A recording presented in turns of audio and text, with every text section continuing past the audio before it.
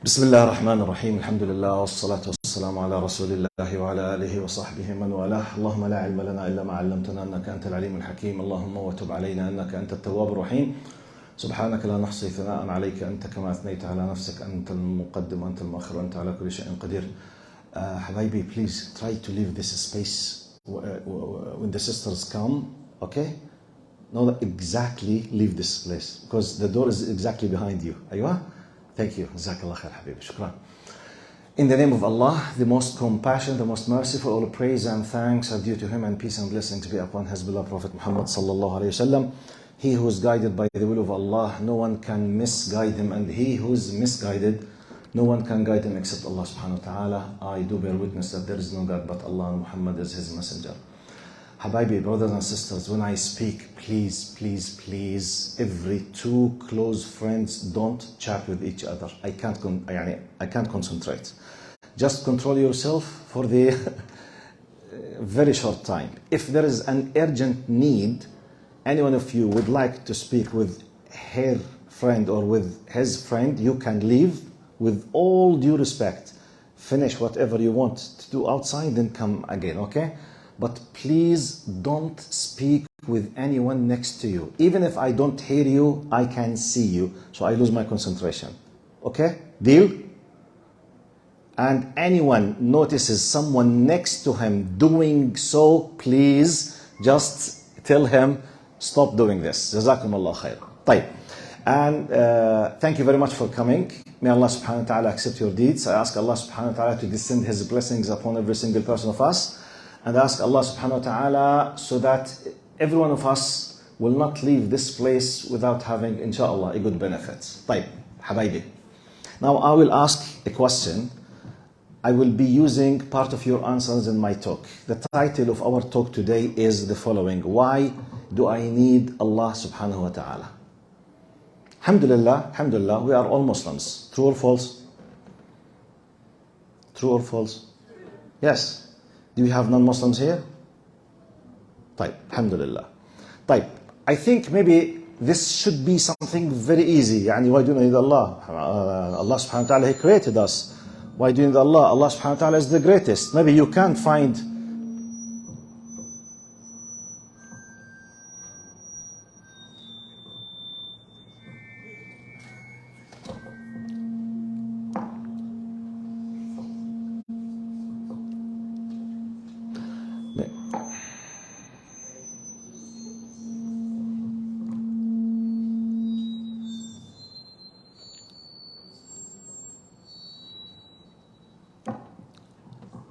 Brothers, I think you have to, you must use the wireless mic. I think they can't hear me. Yusuf, wireless.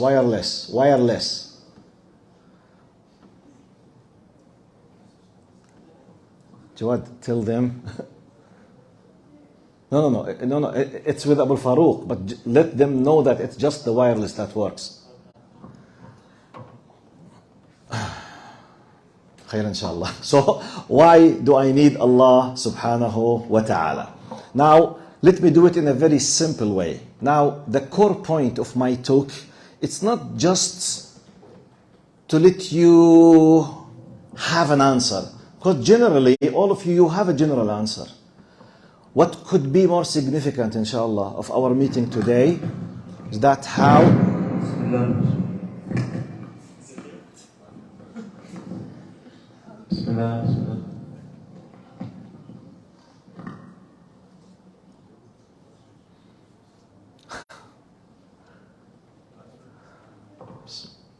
خلاص.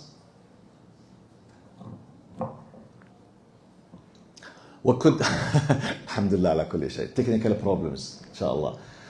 What could be more significant basically is how to be convinced in the depth, how to bring very strong answers, how to protect your heart from any possible counter argument against any answer, and how to help others, those who do not have this basic foundation in faith. In light of this, at the minimum, you will be more happier just to fix you yourself, your aqeedah and your faith. Why do I need Allah subhanahu wa ta'ala? I will ask a question now. And I would love to hear answers from a good number, boys and girls. And please concentrate.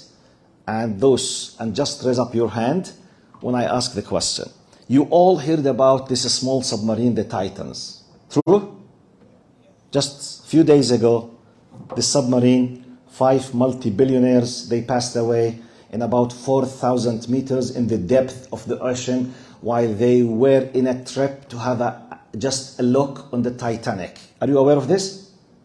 Do you know all that? Is there anyone who does not know what I'm talking about? Anyone who does not know what I'm talking about? But can someone tell me what I'm talking about? Yes, please, and loudly speak. And I can't hear you.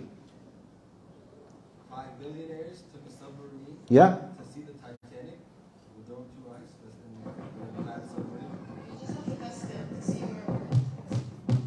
Testing, testing. So it's testing for you. Okay, 5 multi-billionaires, they took a submarine, yes? Down to the bottom of the ocean. Yeah. The Titanic. And they died. Yes, and they died in the depth of about 4,000 meters. Now look, they are very rich people. They are not multi-millionaires. They are what? Multi-billionaires. So each one of them is having more than $1,000 million. مش عارفين يقفلوا الوايرلس فالمسجد كله Testing, فمش عارفه بقى حضرتك ممكن ما تستخدمش test. أنا صوتي مو جاي عندكم. صوتي مو جاي عندكم. لا عند الاكستنشن عند الاطفال سامعين سامعيني؟ ما اعرفش ازاي الاستاذ محمد ماشي انا ما اعرفش أوه الأطفال سامعيني. أوكي طيب خلاص. سوري. Okay, no problem, yes. طيب أنا I have to ask you best brothers please can you come closer هنا والsisters بعينكم والله معلش يعني we can't use the mic. جزاكم الله خير. I'm sorry for that. So sorry.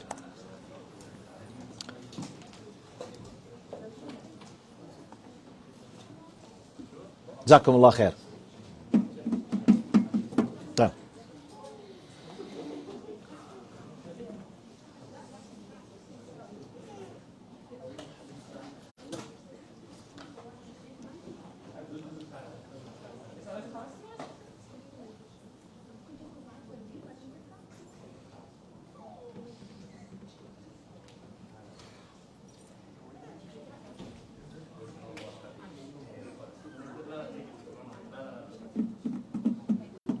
لا حول ولا قوة إلا بالله.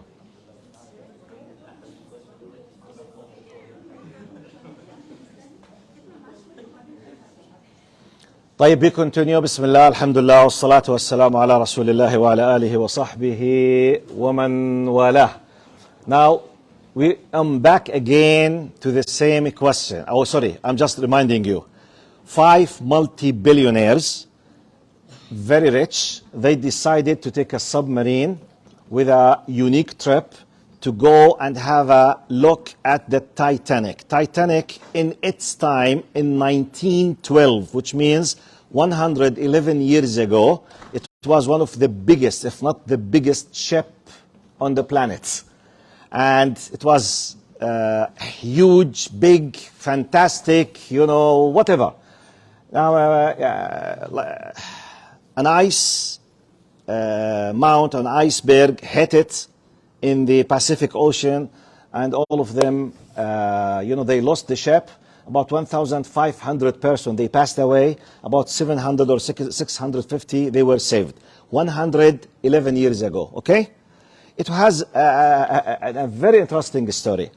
The story, basically, one of the amazing things that ship, more than 100 years ago, when they manufactured and they had like advertised for the people to come and to pay tickets to take this trip from London to New York 110 years ago, part of the ads, they say it's unsinkable, does not sink. So it's impossible to go inside the sea. Therefore, they did not put lifeboats for more than 30% of the number of the ship because it's unsinkable. Yani, unsinkable. When you claim that it does not sink, why should you have lifeboats? Logically. So you put it just as a just whatever. Anyway, so subhanallah, by the will of Allah subhanahu wa ta'ala, it sank. Right. The idea is not that. Since that time, many people, they would love to find it. They found it, I think, about 30 years ago, the place, exact place. So many people, they try to go and to have an idea. The idea, 5 multi-billionaires, including 2 Pakistani Muslims. One of them is the CEO of the company that designed and manufactures the submarine itself. One of them, multi-billionaire. And an owner of a, big air company. And someone I don't know about him, and one of the 2 richest people in Pakistan. So 5, they were there. The oxygen, it was designed in a way, now the trip should take between 1 hour and a half up to 4 hours, to the best of my knowledge, which means just go, have an idea, take pictures, that's it. And it was provided with an oxygen for 6 persons or 5 persons for 62 hours, which means about 4 days as a precaution. Once they went inside, they lost the connection. They kept searching for them. 2 days, 3 days later, all of them, they were dead. The submarine itself, it was cut into pieces. It was exploded. No one knew exactly what happened. However, the 5 of them, they just passed away inside the ocean. And Allahu A'lam what happened to them. Most likely, exploded. The fish, they ate them and they died. Okay. Now, I just to make sure that you know this story, but I believe most of you heard about it. Now, try to imagine the situation. Now, my question will come now. 5 multi-billionaires who owns nearly in materialistic mentality, nearly everything. They have the power, the access for everything. They were stuck there. At a certain point, no communication, no connection, no physical help, no human aid. They were suffering, counting time, because 96 hours of oxygen. Now, 80 hours, 70, 60, 50. Try to put yourself in their place now. Try to imagine. Because after imagining this, the last 10 hours, the last 5 hours, you are in their places, you are a multi-billionaire, you know that you have just 5 hours for your death. The last hour, the last 30 minutes, you are there. Imagine it, please. You can do it now. The last 10 minutes, you are, hardly breathing because there's no oxygen. You are gradually dying. My question is, what do you think the last thing every one of those 5 was thinking about? You just give me your thoughts. You are in their place. If you were there and you have the last 5 minutes in the depth of the ocean, you know you are dying. You have just a few minutes. Khalas. What is the last thing you think you will think about? Or the last thing you will do it, the last few minutes. And please be honest with yourself. Try to imagine what do you think about them, or in case if you were in their place, what do you think you will be doing or thinking about the last few minutes of your life? Give me your answers. Then I will depend on that to highlight my point. What is my point? Why do I need Allah subhanahu wa ta'ala? Mu'min. Generally speaking, as a Muslim or a non-Muslim, just give me any answer. You are a human being, believer or non-believer, you are dying now. The last moments. What do you think your reaction will be? Where would I go after death? What would happen after that? You will think about what will happen after that. You will consider what could be happening after death. صح? True or false? Right, okay, true, yes. Think about your family? Can you speak louder? You would think about your family? About your family. this is your last moment, you will think about your family. طيب, what do you think? You said they were Muslim race, so they're probably like making dua. Making dua. What exactly? What type of dua I might be making? Like to Jannah, inshallah. To go to the Jannah, as long as you know definitely you are dying. طيب, جزاكم الله خير. Sisters, yes? Juman, yeah? Maybe they might be thinking that, like they're wishing that a miracle would happen and they would be saved. Maybe they might be wishing a miracle could happen and they might be saved. طيب, a miracle happens by the commandment of who? Or a universal power? Yes. Please. By the way, while your colleagues are answering the question, please, I beg you to try to consider yourself as if you were there. By your imagination, you can do it. You can just close your eyes. Imagine really you are there. Really. Try to consider it. In a few seconds, you can bring into your feelings a possibility as if this is happening for you now. You can make analogy. Try to think about it. And give me a serious, very deep, serious answer. Because we can theoretically give an answer. But when you consider it seriously, an amazing things that could happen to your mind. What else? Yes, sister. Can you speak loudly? Yeah, you're trying to fight for air, like trying to find something. You try to find. No, now it's hopeless. خلاص. You know for sure it's hopeless. Yani the only facts that you know at that moment that you have minutes for your death. This is my question. Because they were aware, خلاص. Because now they're losing, they are dying now. If you were there, what could be the last thing, thinking or doing? Tashahud. Which is, أشهد أن لا إله إلا الله, I bear witness that. Why? Why tashahud in specific? Like in the last moments, you want to remember Allah before you die. You want to remember Allah. طيب, keep these answers in your mind now, because we will use them now. What else? Try, please, to interact with this possible fact for you. It's fact for them. It was fact for them. For you, it's a possibility. And by the way, this could happen with any one of us, but in different situations. In different what? Situation. By the way, God forbid, may Allah protect all of you. Is it possible I'm having a public transportation or private car, out of a sudden something hit me, and I'm in a car accident, bleeding?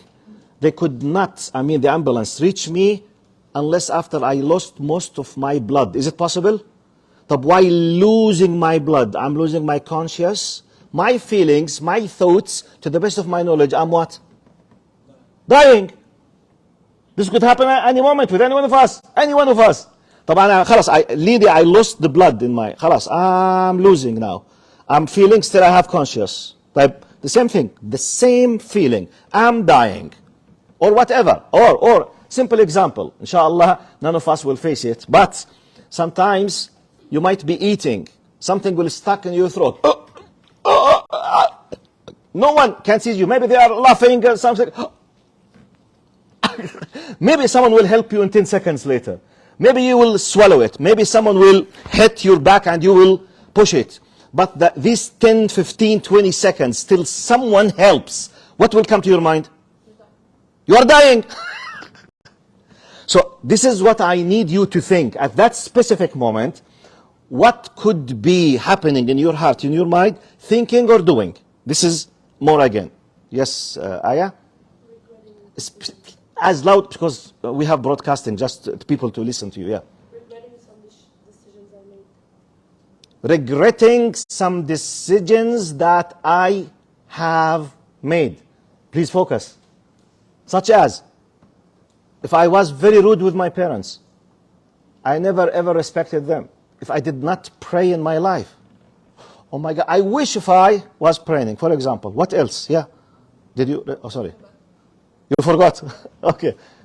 Yes, sister. Yeah. It's kind of similar, but I can't hear you. Can you speak louder? it's kind of similar, but have I done enough good in my life? Have I done enough good? Tamam. Jazakumullah khair. Brothers, any added?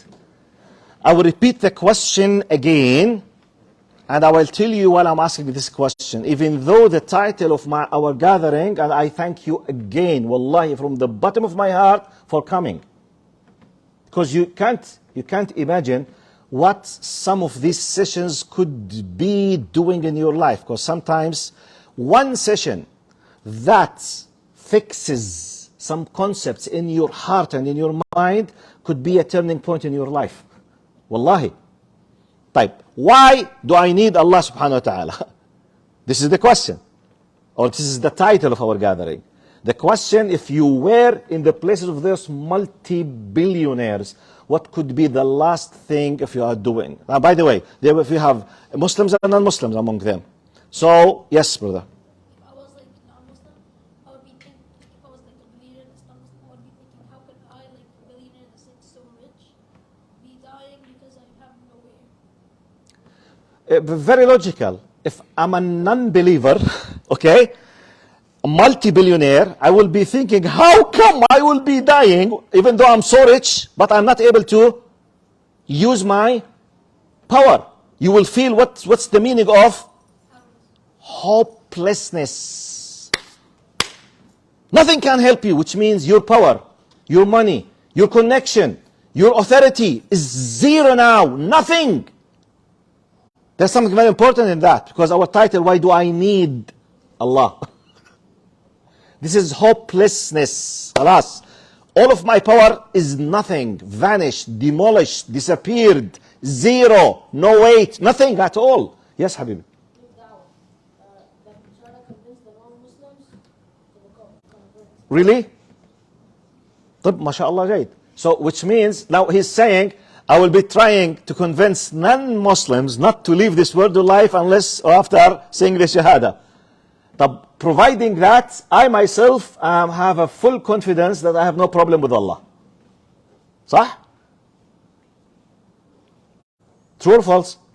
I mean, I need I myself to be so sure that I have no problem to meet Allah or the angel of death or whatever. Type. What else? The last. Yes. You said you lost all your connections with Allah, With the people. with Yeah. people. So the only connection that you only still have is Allah. So that's why you need Allah. You need Allah. Yes. Jameel. Jameel. Type. Look, I will read this verse to you. And I would love you, in case in the future, after you leave, to go to the Quran, to read this verse in Arabic and memorize it and keep it in your mind as a very important memory in your mind and in your heart. The ayah says, in Arabic and in English, then I will connect it to our title. Allah subhanahu wa ta'ala says in the Quran, it's two ayahs. هو الذي يسيركم في البر والبحر حتى إذا كنتم في الفلك وجرين بهم بريح طيبة جاءتها ريح عاصف وجاءهم الموج من كل مكان وظنوا أنهم أحيط بهم دعوا الله مخلصين له الدين لئن أنجيتنا من هذه لنكونن من الشاكرين. He is the one who enables you to travel through land and sea. And it so happens that you are on ships, sailing with a favorable wind, to the passengers' delights. Very nice wind. Suddenly, the ships are overcome by a gale wind, very strong, and those on board are overwhelmed by waves from every side. And they assume they are doomed. Yani, the waves, they were very strong to a degree that you are on that ship. You were under the impression that you are khalas, about to lose your life. Khalas, you are dying because of, khalas, it's a matter of minutes. قال, they cry out to Allah, start screaming, shouting, Ya Allah, Ya Allah, Ya Allah, to Allah alone, in sincere devotion. Look what Quran says. Now the danger is there. I'm about to die, like a car accident. I'm driving. Someone is about to hit me. I'm witnessing him. I'm just putting the brake. Like this, this feeling. خلاص, I'm departing this life. قال دعوا الله مخلصين له الدين. Allah is talking about non-believers, by the way. The ayah in the context of what? Non-believers. Those who pretend or denying that. Who told you that Allah does exist? Who cares about Allah subhanahu wa ta'ala? They are committing the kufr against Allah. Okay? So, when they have the real dangerous status, moments, they will cry out to Allah alone in sincere devotion. If you save us from this, we will certainly be grateful. فلما أنجاهم إذا هم يبغون في الأرض بغير الحق يا أيها الناس إنما بغيكم على أنفسكم متاع الحياة الدنيا ثم إلينا مرجعكم فننبئكم بما كنتم تعملون. But as soon as He subhanahu wa ta'ala rescues them, Allah saves them. They transgress in the land unjustly. O humanity, Allah is talking with human beings now. Your transgression is only against your own souls. You are the only one who will be harmed from what you are doing by neglecting, by denying, by rejecting Allah subhanahu wa ta'ala. There is only brief enjoyment in this worldly life. Then to us is your return, and then we will inform you of what you used to do. This ayah talks about something has to do with the human nature. Whether you are a believer or a non-believer, a believer as Muslims, they know it. But not every believer is ready to meet Allah subhanahu wa ta'ala. Now, this ayah gives us an idea about how strongly from deep inside really we need Allah. Because when it comes to the last moment of reality, the only thing that we start crying out for and asking is Allah subhanahu wa ta'ala. Can you imagine someone who does not care with Allah and he's, for example, having haram relationship, boyfriend and girlfriend, while he's about to lose his life, the last minute, while he is crying and knowing that he will pass away and he will be meeting Allah in a moment. At the very moment, he will try to think about his girlfriend. Do you think so? Seriously. Do you think a very rich person who has, for example, Lamborghini, Bugatti, Ferrari, whatever, while he's about to lose his life, his last wish in the last 60 seconds, we say, oh, I wish if I had the last ride in my Lamborghini? Seriously, I'm asking, do you think that will happen? You are about to die, you think in the Lamborghini? It's impossible, you will not. Because your life is much more precious than thinking in a car now. You will lose your existence. If you are a believer, and doing everything good, alhamdulillah, you are ready. But a believer who is falling in short, does not do something that Allah subhanahu wa ta'ala is commanding him. One of them, I forgot who said it. I think, Ayah? Regretting. You said, I will be regretting what I should have been doing, such as, for example, doing haram things or not doing the compulsory. It will come. It will force itself on me. Ya Allah, I wish if I atab. Why? Because I believe inside and I'm sure inside that I will be returning back to Allah subhanahu wa ta'ala. I will give you a small story. Happened with one of my relatives. He was working in an American company which has many branches around the world. So he used to travel a lot with first class, tickets. So in one of, unfortunately, Arab airlines, unfortunately it's an Arab Muslim airlines, in the first class they provide champagne for free.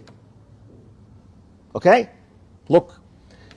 Now, my relative is telling me directly this story. He's an eyewitness now. He said, I was traveling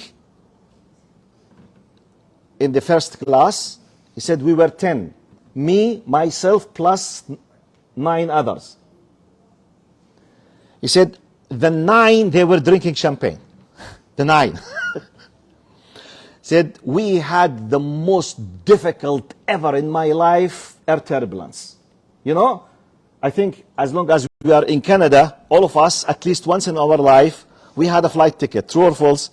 At least once in our life, you came with it, or most of you. Maybe you were born here, you did not travel yet. But the air turbulence, do you know what I mean by a very strong, serious, when you are traveling by air, when you have a strong turbulence? You know what this means?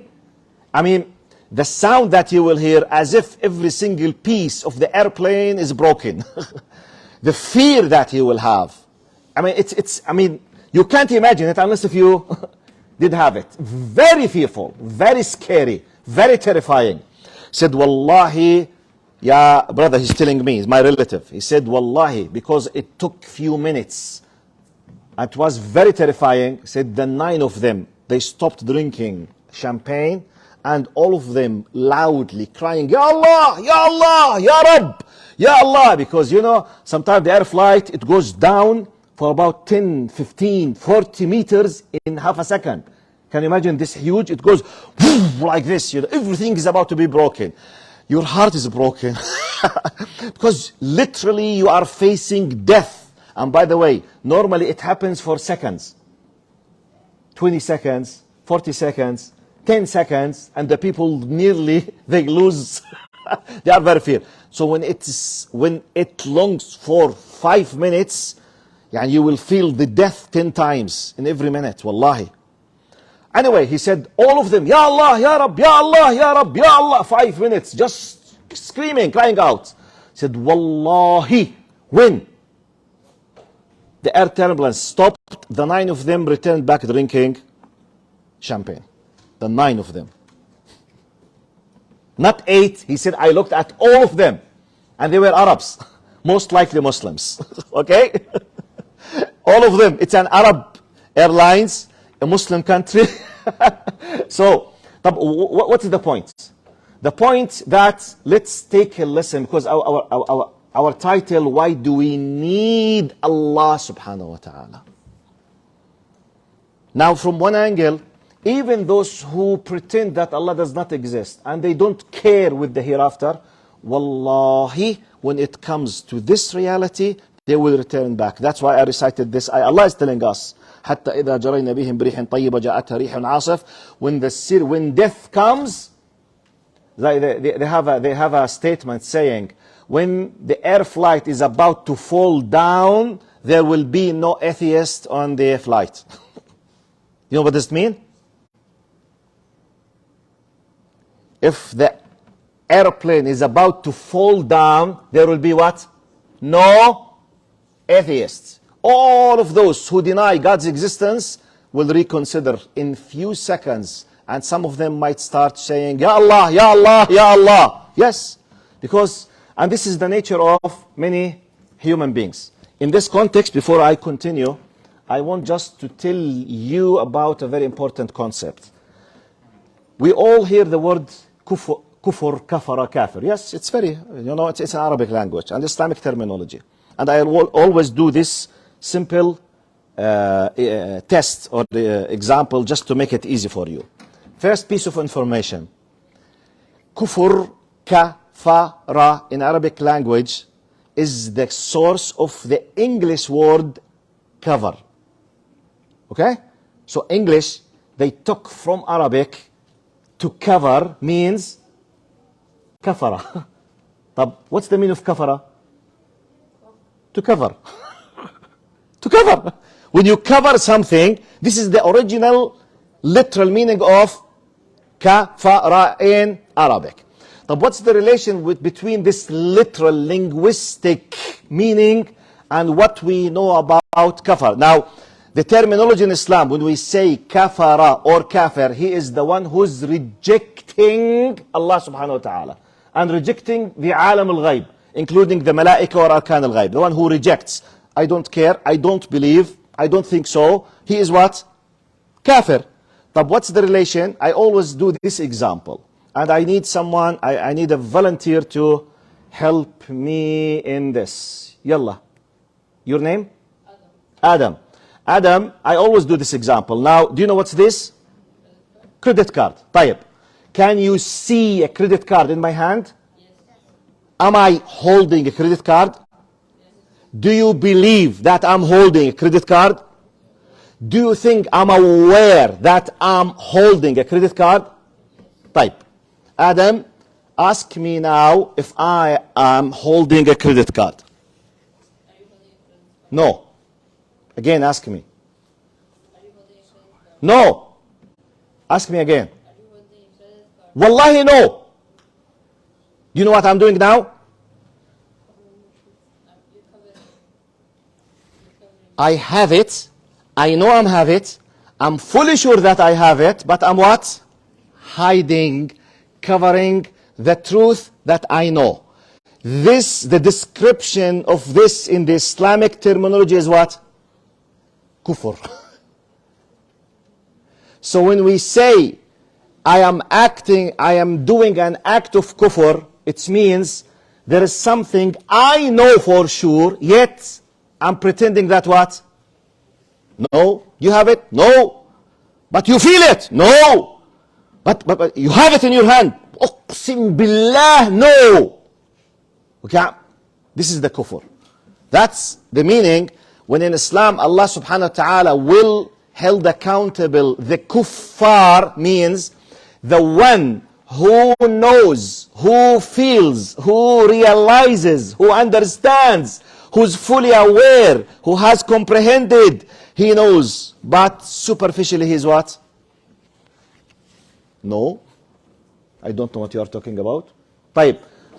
One of the ways how we discover these things, when one of the most important realities comes in our faces, such as death. I might keep pretending I don't care with the akhirah. I don't care with Allah. I don't believe in Allah. When I'm about to die, Ya Allah, Ya Allah, Ya Allah, Ya Allah. Why? Because I know for sure that I can't depend on myself and I need Allah subhanahu wa ta'ala and I'm afraid from Allah subhanahu wa ta'ala. Okay? This is now the beginning, the start of my talk. Because our title is, why do I need Allah subhanahu wa ta'ala? I wanted just to pay your attention to this ayah in light of this story, the Titan, submarine. Now, Allahumma salli ala Sayyidina Muhammad.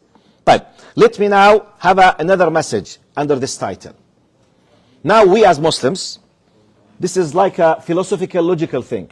As Muslims, you might ask me, I'm as a Muslim, how am I supposed to be dealing with the whole idea? Should I believe in Allah, respect Allah, because He deserves to be worshipped, or because I love Him, or because I want to be thankful for Him, or because I feel afraid of Him? What do you think?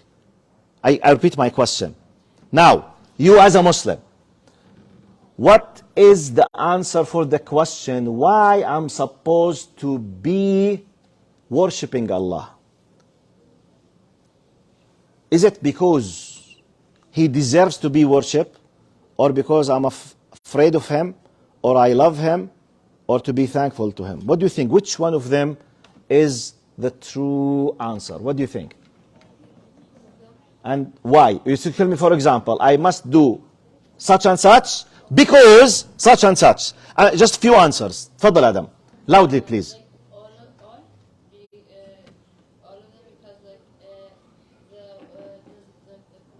how the Quran was first revealed for Sayyidina Muhammad, there was no, he didn't know how to read or write, and it's came to him, and we believe in that because we believe in Allah, because we believe in Jamil, so your basic answer is all of them.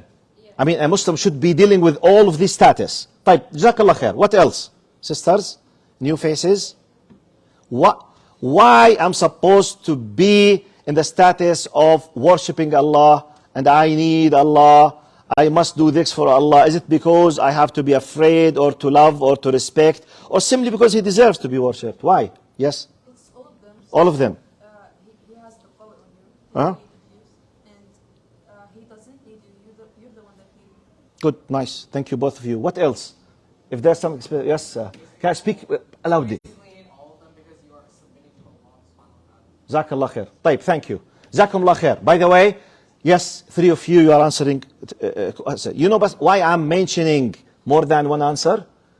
Because you can choose whatever gate you would love to be connected with Allah subhanahu wa ta'ala. If you want the best, look now.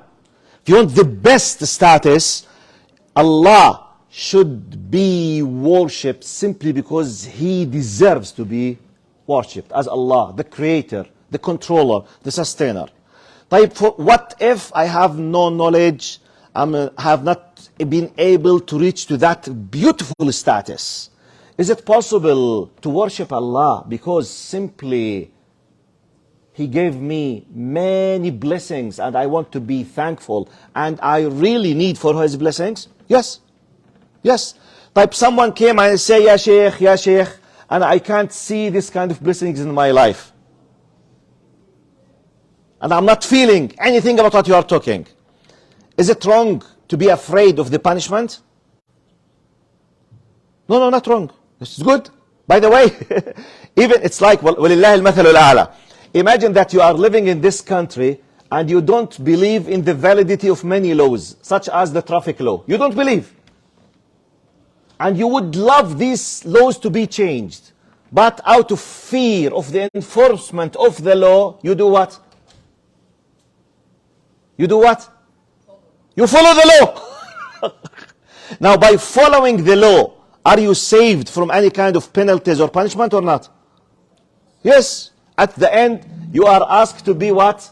Be a law-abiding citizen. Simply, you are following the law. So, now, you can be having a fear, no problem. But this is not the highest. What is more better is what? Thankful. Respectful. Because Allah deserves. Type, next step. How can I reach to the status to understand and to have the best attitude towards Allah subhanahu wa ta'ala? Very quick answer. خليكم معي شباب, please. Brothers, we agreed upon something very simple. I said, we don't sit together every time. I said, please, I lose my concentration when two brothers or sisters, they speak together. I lose my concentration.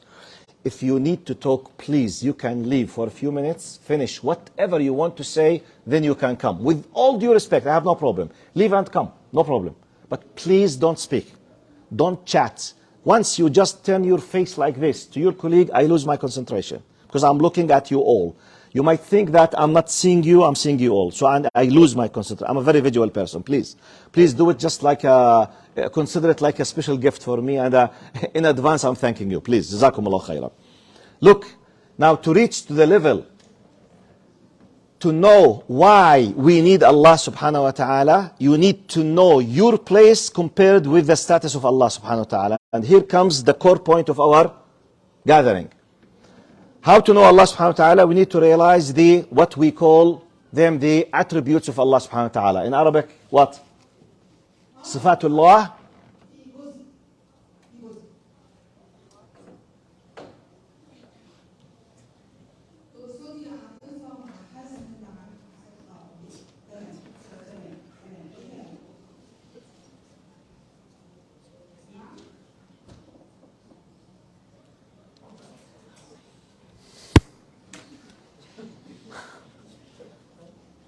خلاص, keep it as is, please.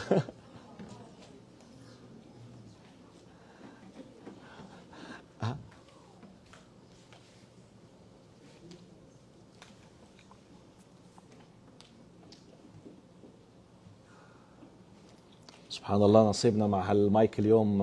الحمد لله على كل شيء. Do some istighfar while waiting. Astaghfirullah, astaghfirullah, astaghfirullah, astaghfirullah, astaghfirullah. Subhanallah, subhanallah, subhanallah, subhanallah. Alhamdulillah, alhamdulillah, alhamdulillah, alhamdulillah, alhamdulillah. By the way, just a quick pause, How many of you prayed the Fajr on time? Before the sun rise? How many of you? Just can you raise up your hand? MashaAllah. More than 60%. Excellent. Jazakumullah khair. But how many of you prayed the Fajr Jama'ah at home? MashaAllah, MashaAllah. How many of you prayed the Fajr Jama'ah at the masjid? MashaAllah. You did it? MashaAllah. Today. How many of you prayed the Fajr today at the masjid? Alhamdulillah, MashaAllah, Alhamdulillah, Alhamdulillah. By the way, Allah subhanahu wa ta'ala, or Prophet Muhammad SAW, this is not part of my talk. Just because we were disconnected just for a while. Prophet Muhammad SAW says in a very beautiful hadith, and by the way, this hadith for me, it was one of the basic turning points in my life. When I started practicing Islam. And I started practicing Islam, started to be a practicing Muslim. Before that, I was just, something else. Sometimes I pray, sometimes I do pray. I was around 15 and a half, which is the average of most of your. By the way, how many of you, just those who are 14, 15, 16, raise up your hand. 14, 15, 16. So mashallah, about 80%. So I was in the mid of the average of your ages when I decided to practice Islam properly. One of the most important things that twisted my mind and gave me this amazing power and happiness on daily basis is the following hadith, which is, who knows the hadith? Someone attended the classes with me and heard this from me before. Yes, brother. Ahmad? Ah, Ahmad. Ah, Ahmad, yes. I don't know the hadith, the actual ways, but Munafiq would also think like Fajr and what the Muslims are called. No, this one. No, not this one. Jazakallah khair. Thank you. Yes. I don't know the hadith, but I think I know like the hadith talks about like to wake up at Fajr and go to the Jabah, pray Fajr at the Jabah. Okay. Yes. Continue. Just to make sure you know it. To go to the masjid. What will happen next? And pray Fajr at the masjid. And? Stay till the sunrise. No, not this one. This is another hadith. Right, I will tell you what happened with me personally. Then I will go back to why do we need Allah. Now, the hadith was من صلى الفجر في جماعة فهو في ذمة الله. The one who prays the Fajr in a jama'ah manner, you know, in a collective manner, he is under the dhimma of Allah. في ذمة الله means under the support of Allah, the protection of Allah, the backing of Allah, the blessings of Allah, and all synonyms you can imagine about this meaning, which means like a full divine insurance for that day. Whatever happens to you, you are fully protected, which means if you passed away at that day, you are completely under the blessings of Allah subhanahu wa ta'ala. So you can't imagine how happy I was to pray the Fajr in the masjid as a jama'ah, especially for the brothers, on daily basis. Then I used to test my relation with Allah, whether I'm a half-half, okay, or Allah is a little bit angry from me, or I'm falling in short, or I'm doing something bad, or I'm not fulfilling my duty when I lose the Fajr prayer. So when I lose the Fajr prayer, I know that, there is what? There is something. As if Allah subhanahu wa ta'ala deprived me from these blessings to tell me, hey, be careful. Review, fix the problem, and come back again. Anyway, I will continue. I told you now, so that I will title, why do we need Allah subhanahu wa ta'ala? Now, we reach to the point that we need to understand ourselves compared with Allah subhanahu wa ta'ala through His attributes. Allah subhanahu wa ta'ala has, you know, what we call it, Asma'ullah, Al-Asma' wal-Sifat, you know, As-Sifat al-Husna, Allah subhanahu wa ta'ala, Asma' al-Husna. Allah has His exalted high attributes. Through them, we will understand why we need Allah subhanahu wa ta'ala. Look now, try to focus with me. Allah subhanahu wa ta'ala is Al-Alim, Al-Basir. Sisters, please stay with me. Anna, please, I'm begging you. Don't, please do your best, please. Allah As-Sami' Al-Alim, Al-Basir, Al-Qawi, Al-Jabbar. Allah is the all-knowing, the all-hearing, the all-powerful, the all-capable, everything, completely. I myself, do I have the full power to do everything in my life? Or I need help? Here comes now our points. Why do we need Allah? Someone might tell me why I started with the Titans. 5 multi-billionaires in our words, they have the power, they have the authority. At a certain point, they have what? Nothing. But why do I need Allah? Simply I need Allah because I need Him, because I am the weak. I am the one who does not have anything without. Allah knows everything. I don't know everything. Allah is the one who provides me with everything. Allah is the one who's able to give and to stop giving me everything. Now in our daily life, many things completely. ايش حبيبي? We need Allah because if Allah wasn't with us, if Allah wasn't there, we wouldn't even be here. جزاك الله خير. This Yes, Allah subhanahu wa ta'ala is the one who created us. He is the reason behind why we do exist. Now, next step, we have the willpower, we have the understanding, we have the aql, we have the reasoning, and we have the power to take a decision to say no to Allah subhanahu wa ta'ala. And Allah is testing us how to say yes out of respect, and we will be rewarded. Some people, they decide not to respect the will of Allah subhanahu wa ta'ala. So now we are in the context of giving you an idea. Be careful not to listen to anyone who is pushing you to be rebellious against Allah subhanahu wa ta'ala, because you need Him, simply. You need Him. Allah does not need you. قُلْ مَا يَفْعَلُ اللَّهُ بِعَذَابِكُمْ إِن شَكَرْتُمْ. And plus, you need to know, Allah does not need your worship or my worship. Allah does not need your zakah or my zakah. Allah does not need, for example, the sacrifice or the slaughtering the animals. Allah does not eat these meats. Allah is putting a system for us to test us, to see our attitude. Do we respect Him or not? But going back to the question that I have highlighted just a few minutes ago, when I told you the highest to do it because Allah deserves to be worshipped, to be obeyed. But what not? Be thankful. Thankful. Now we all living in a world, we know that we depend on each other. We can't live without each other. When someone brings something from what you need, do you thank him or her or not? Yes or no? And by the way, let's do it in a following way. Generally speaking, the majority of us, we are living in some kind of a good status. None of us, as long as you are sitting here with me, it means you are not suffering from a severe thing, you are not in the hospital, you are not dying out of hunger. True or false? If you are hungry to the level you are about to lose your life, you will not be sitting here. صح? طيب. Try to imagine the following, to see how we are very weak and we are in need. Look now, please, answer the very question.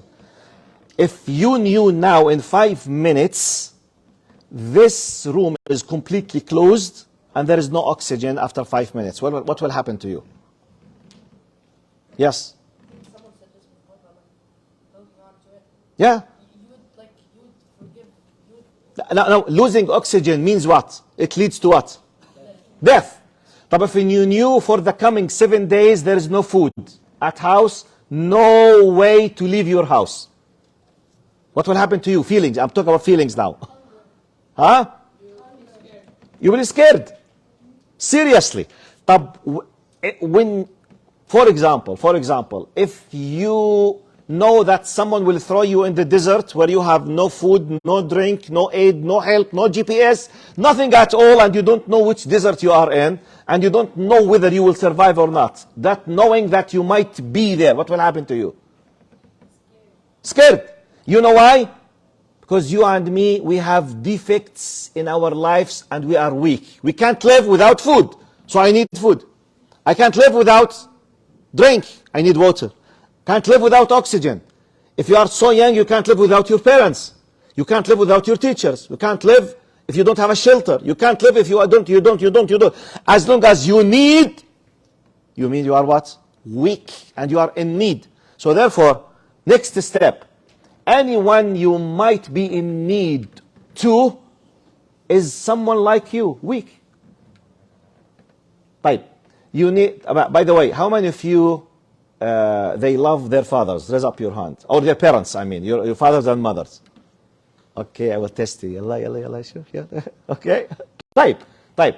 Can you tell me, just 2 or 3 of you, why do you love your parents? يعني بدنا new faces. تفضل حبيبي. Yes. Speak loudly. Why do you love your parents? Yeah. بيحبونا وبيطعمونا. Okay. They feed us. They take care of us. And they love us. What else? They provide us with knowledge. That's true. Yes, please. Again. And they sacrifice a lot. Look now. Knowledge, love, sacrifice, tarbiyah, yes? They give us what we need. They give us what we need more than what we want. Please focus now. They gave us what we need. Highlight this. Type. Logically, is there a possibility that one of my parents or 2 of them, they might not be able to provide us with what we need? Yes or no? طيب, if my father passed away, can he provide me with my need? So if I felt that I must be fully dependable 100% on my father, 100%, is it a wise decision or not? Not wise, because my father is not the true provider of my existence. طيب, apart from the parents, do we need schools? I'm not talking about public schools in Canada. I'm talking about the concept of, do we need education? طيب. So we need to go to schools to have education in general, صح? طيب. Is it guaranteed for us to seek the knowledge all the time, 24/7? Or we might lose the means to seek the knowledge? طيب. How many of you use the internet to access knowledge? Raise up your hand. طيب, if there is no electricity, how you will access the internet? If there is no electricity, how you will access the internet? Yes? I mean, there is no access for the internet. True or false? Oh, that's true, yes. But I mean, the access on the internet is not accessible anymore. True or false? Because there is no electricity. صح ولا لا? طيب, if someone is giving you your pocket money, your father, your mother, your grandmother, your father, is it possible this rich person who's providing you with your pocket money might pass away at any moment and your income source will be zero? Yes. طيب, what is the message that I'm trying to convey to you? Do you know what is it? Yes, what is the message I'm trying to send? That most people that are almost on your level, they can provide you only for a certain time. Allah can provide you. MashaAllah alayk. How old are you? Huh? 12, MashaAllah. This is a philosophical point, by the way, but he did perfectly, MashaAllah. He said, all the people that you need, they are equal in your level. They might be able to provide you with what you need. However, no guarantee for any of them to keep doing that because they are like you, weak. Yes, at any moment, not necessarily die. He might be in prison, sick, imprisoned, stopped, volcano, earthquake, anything that could stop because he is weak like you. Here comes the importance of understanding the attributes of Allah subhanahu wa ta'ala. That's why one of the great ayat in the Quran, Allahu la ilaha illa huwa al-hayyu qayyum la ta'khudhuhu sinatun wa la nawm. Be careful. Allah is the, Allah subhanahu wa ta'ala, Allah's life is not like ours. Any one of us, we are alive because Allah gave us life. At any moment we pass away. No one can take life from Allah. He is the creator of the existence. You and me might be weak. At any moment, I might lose my sight. I can't guide you. I might lose my power. I become imparalyzed because of car accident. I can't bring money to give you anything as your father. Does Allah die? No. Is it possible Allah at any moment might be weak? No. Defeated? No. Forgets? No, this is completely applicable to all of us. So I'm giving you why I need Allah, simply because I can't live without Allah. I need to depend on Allah subhanahu wa ta'ala. This is the meaning, this is the core meaning of the very beautiful ayah. You know what is, chapter that revolves around, we have a very short chapter, short surah, just few verses. In the last few pages in the Quran, the core meaning of this chapter revolves around the last meaning I was highlighting now. Do you know what is it? Very quickly. MashaAllah. Yes, another hit by, what's your name? Abdul Rahman. Surah what? Ikhlas, which is قل أعوذ برب الناس. إخلاص قل أعوذ برب الناس, yes? Okay, MashaAllah. Okay. قل هو الله أحد. الله الصمد. The word samad, by the way, how many Arabs are there who speaks Arabic? Please, those who speak Arabic, raise up your hand. طيب, those who understand Arabic, who knows what's the meaning of as-samad in this ayah? 1, 2, mashallah, 3. Does he know? 2, half. You know, sister? What's the samad? Please tell me. Can you speak loudly? No problem. Even if it's not true, we are just, trying to benefit each other. What's the meaning of Allahus Samad? I can't hear you.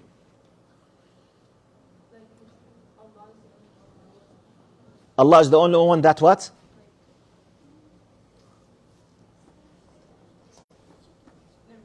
Okay, Jazakallah khair, no problem. Minna, you want to say something? My guess would be like the first sentence, You can fully dependable on. Okay, I will not comment. I want to hear many. I need new faces. Ahmad, you said something. You are new. Yes. Can you please speak loudly? Allah, the independent. Jazakallah khair. That's true. The independent, طبعا, in Arabic we say mustaqil. The core meaning of as-samad is the one who stands alone by himself and does not need anyone else to support. In Arabic, al-qa'imu bidhatihi ghayru al-muhtaji li ghayrihi. Look, Allah as-samad, the one who does not need anyone for his existence. Who on earth can stay by himself without the support of something else? No one. Except for Allah. You can't live without your mother taking care of you when you were born. You can't live without oxygen. You can't live without food. You can't live without sleep. You can't live without education. You can't. Once you say you can't live without, you need. Weak, defects. The only being is Allah subhanahu wa ta'ala. Allahu samad, lam yalid, walam yulad, walam yakun lahu kufuwan ahad. He was not begotten and he does not begot. Allah subhanahu wa ta'ala does not need this kind of biological, sexual need like human beings. He created us on this. وَلَمْ يَكُنْ لَهُ كُفُوًا أَحَدٍ. There is no equivalent to Allah subhanahu wa ta'ala. By understanding this, you will know that I am the one who needs Allah and not Allah is in need me, and I am the one who should be fully dependable on Allah, and therefore I must respect Allah. And if you want a better, be thankful because of what He gives you. If you want best, please do it out of love and respect because you are thankful. And if you want to do the best of the best of the best, do it because He deserves to be respected and worshipped and to be obeyed. Even if you are in a very difficult situation. And this is the highest level. It's like someone will do it the highest. You can choose one of this or that or that or that or that. It depends on Allah. Now, by this, I wanted just to send you a very quick message about why I need Allah subhanahu wa ta'ala. How many of you heard my experience with a Chinese brother, young man, and his relation with Salat al-Fajr? How many of you heard this story from me? No one? Just my daughter? Type. I will finish my talk just to give you an idea. Now I finished. Why do I need Allah subhanahu wa ta'ala? And I hope, and please after I finish my story, the story is not related directly to the topic. It covers part of the topic. After I finish, I will ask you a question, all of you. If you can give me just one statement, what did you benefit from the speech? Okay? So think about it. Because by saying what did you benefit, you will be educating, benefiting others how to think about what we are talking about. Right. Till I finish, I will give you this quick story. Because the person, he is close to the many of your ages. About how to look to Allah subhanahu wa ta'ala. How to deal with Allah subhanahu wa ta'ala. And about 10 years ago, I visited Hong Kong in a visit to give like a long training course, Introduction to Islam. So one of the courses I was teaching, the ages of boys and girls in the class, they were from 13 to 17, which is nearly exactly like yours now, between 13 and 17. So all of them, they were born as Muslims from either Pakistani origins or Chinese origins. Just one of them, he was a new Muslim revert or convert. His age, he was around 13 and a half. His name was Abdullah.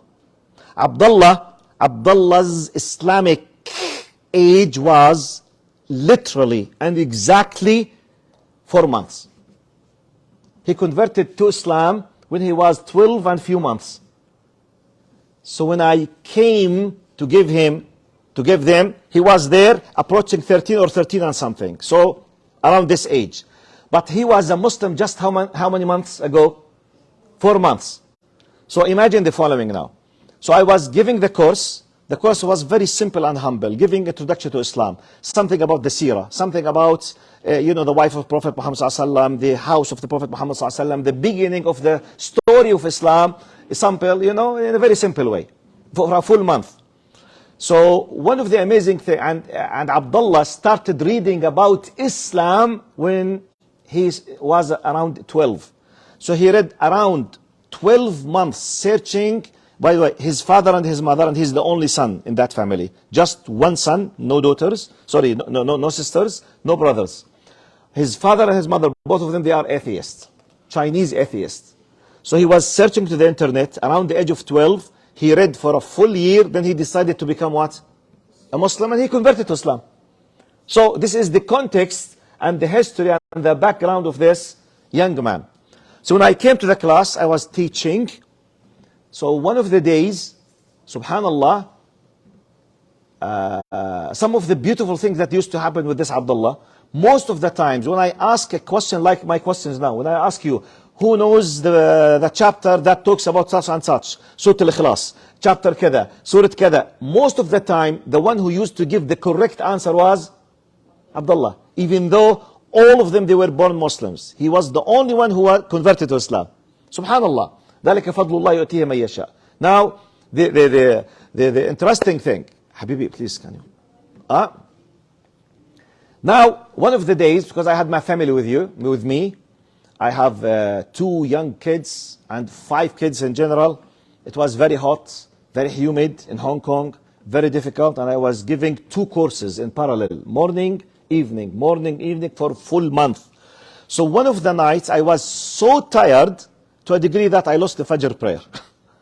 And losing the Fajr prayer for me is one of the disasters, because as I told you, losing the Fajr prayer, it gives me an indication really that I might be falling in short. So I was very upset and very sad. But this was a secret. No one knew about this except Allah subhanahu wa ta'ala, طبعا. Definitely I myself and my wife. That's it. So I was very upset. Very upset. And I went to the morning class having this kind of bad feelings because I lost the Fajr prayer. But this was a secret. Humans, they don't know it. So when I came to the class, once about to start my class, Abdullah came to me. Please focus now. Abdullah, he's 13 plus, few months. He came to me, he said, Doctor, I want to ask you a question. I said, Faddal, before I start the class. He said, today, he's talking now, I'm quoting. He said, today I lost the Fajr prayer. In my mind, I said, La hawla wa la quwwata illa billah al-ali al-azim. What kind of difficult situation now I'm facing? Because you know what this means? I myself lost the Fajr prayer. So I feel very upset and very bad. I don't have this kind of spiritual power to advise anyone how to solve this problem, because I myself, what? Very weak in that specific thing. Like for example, imagine yourself, your peers, they consider you sheikh or sheikha. And she came to you feeling very bad because she was very rude with her mother. And you yourself, at that specific moment, you have just left the house after shouting and screaming in the face of your mother. Can you advise her? Well, you can't. From inside, you are broken because you did the horrible thing. So you can't have the power to say, Shufu, Allah subhanahu wa ta'ala says, I myself in a difficult situation. So he came to me, I said, I lost the Fajr prayer. Inside myself, I said, Ya Allah, I hope he's asking about fiqh issues, not about the relation with Allah. So I said, no problem. You can do compensation, which is qada. Okay, no problem. You can pray it. After he said, this is not what I'm asking about. I said, Abdullah, I mean, you can pray it. I want to close the file. I don't want him to discuss with me. I don't want to highlight the topic because I myself in a difficult situation in that very specific thing. Then the surprise came and I was astonished in my face. He said, Doctor, I'm not asking about fiqh. I'm not asking about how to pray it again. I said, what is the one thing that you are asking about? He said, I feel shy from Allah. I feel what? Shy from Allah. Pause. The story is finished. The lesson behind it. How many days his Islamic age? How many days? 120. His Islamic age is just 120 days. 4 months. I was asking myself, how did he manage to develop a relation with Allah subhanahu wa ta'ala? How he was able to reach to a level he feels shy because he lost the Fajr prayer. This is the message. How do you think? How did he manage? Can you give an answer? Yes, I need to give my answer. This is something I witnessed, happened with me personally, about 11 years ago. How do you think, in a very short answer, young man, family is an atheist family, living in Hong Kong, no support except the internet. What did he do you think? How did he develop to feel shy? Because feeling shy from Allah is a very, very high status of relation with Allah subhanahu wa ta'ala. Very quickly, different answers. Yallah, how do you think he developed? What did he do to reach to this level? Yes, sister. Can you speak loudly? Never missing a prayer. Jamil, never missing a prayer. He developed a very strong relation because of taking care of that. Jazakallah khair. What else? All of you, yes. A fear or commitment. He developed a fear or commitment. He developed a fear and commitment. He took a decision. I must commit myself to the one that I believe in and I respect, and he is in charge of everything of my existence. This is your internal decision. Yes. He searched a lot about like Islamic stuff, and he took, and then he became he then started to love Allah so much. Jazakallah khair. Look, he searched, which means he was seeking the knowledge, which means he acquired knowledge. He had higher level of knowing Allah, respecting Allah, feeling shy from Allah subhanahu wa ta'ala. Yes, brother. Reading the Quran. Wallah, I guess so, yes, maybe. But by the way, still he was not able to read the Quran. It was very, very new. He came to the class of my class to start searching the knowledge to do this. He was just reading.